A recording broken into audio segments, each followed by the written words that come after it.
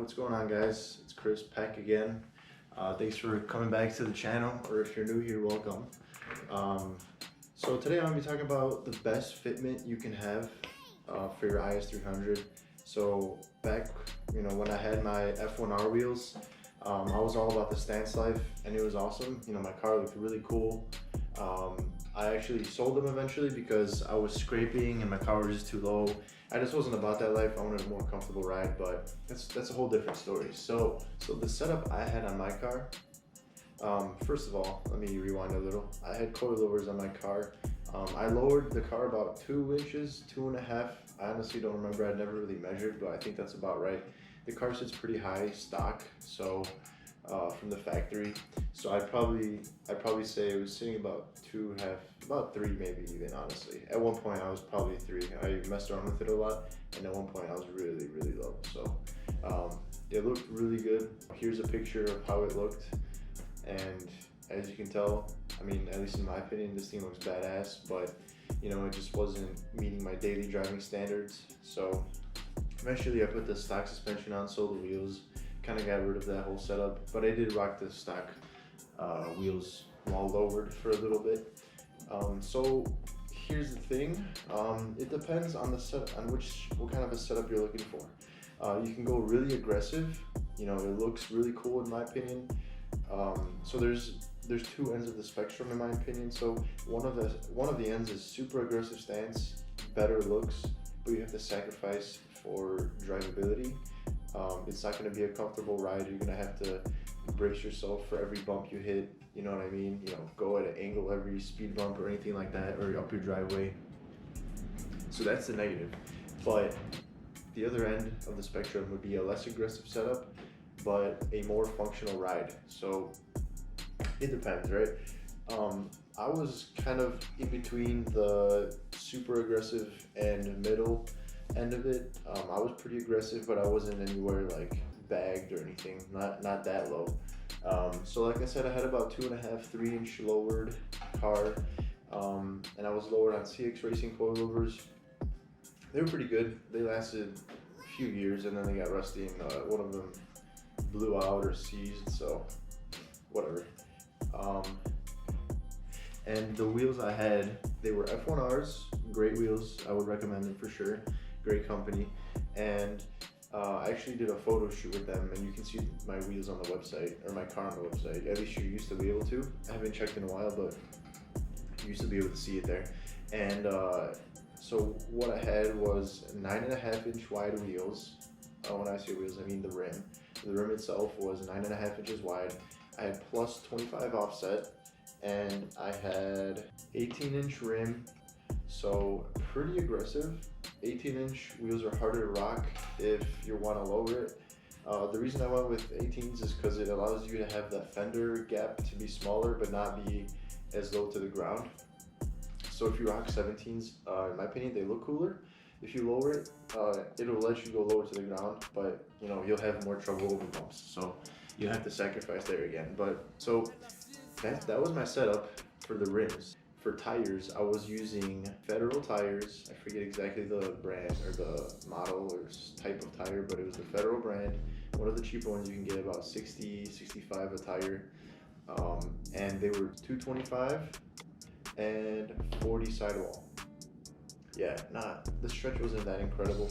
It wasn't anything crazy. I didn't want any crazy stretch, but I wanted some just to have that cool look. I mean, I thought it was cool at the time at least. But yeah, so I did have a little bit of stretch. It was pretty cool. But so yeah, I don't know if you can tell by the photo posted, but there was a little bit of stretch. But essentially, I mean, the thing looked badass. The comfort wasn't really there over bumps, especially on like crappy roads. So if you're looking to get a similar setup to that, like I said, it's pretty aggressive.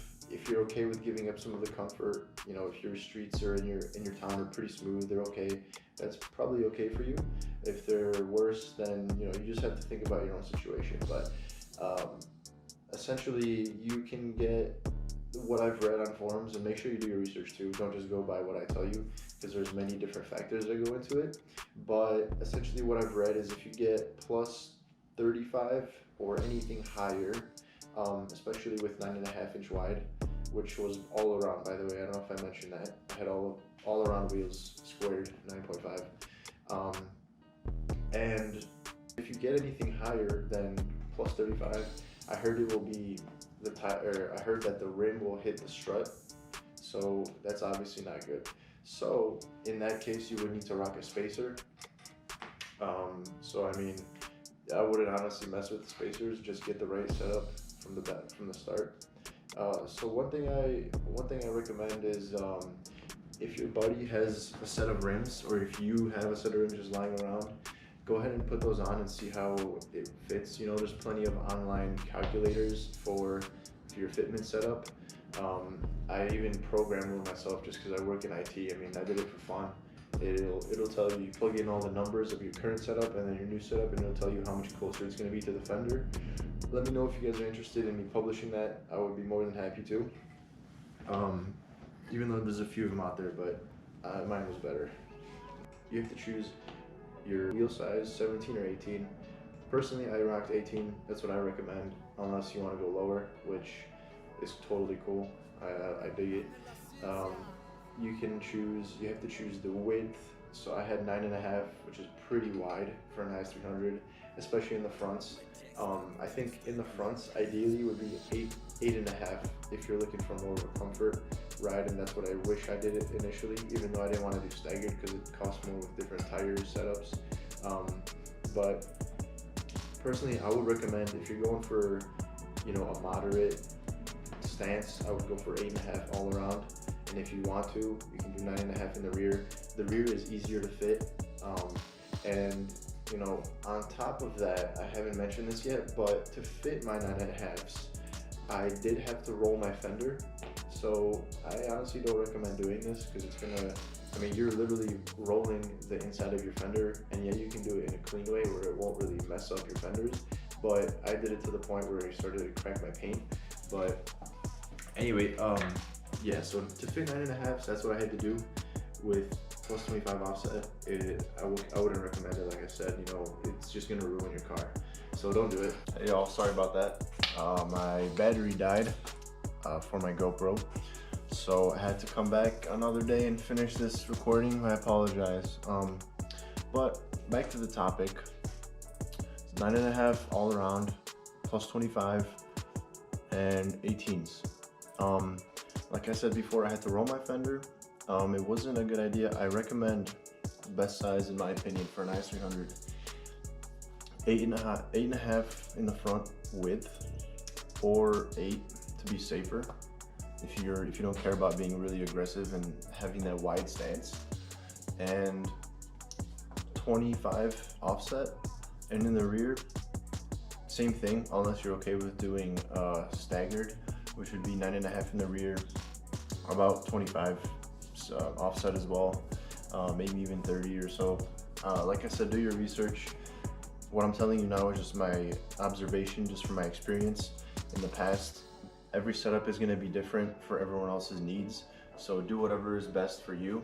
As you can see in the pictures, the stance was pretty aggressive.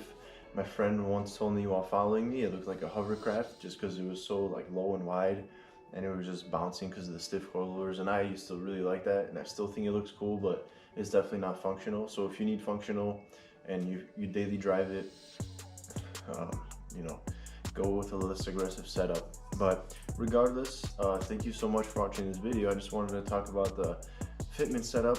I'm gonna have a few more videos about my car. I'm actually in the process of selling it, so stay tuned for that. I'm gonna, you know, let you guys know how much I paid for it initially and how much I'm listing it for. And I'm also gonna show you recommendations on the best possible way to sell your car, because I do have a few tips that I think work very well for me and would work very well for you as well. So stay tuned for that. Like and subscribe if you like the video. And once again, thank you so much for watching. Till next time.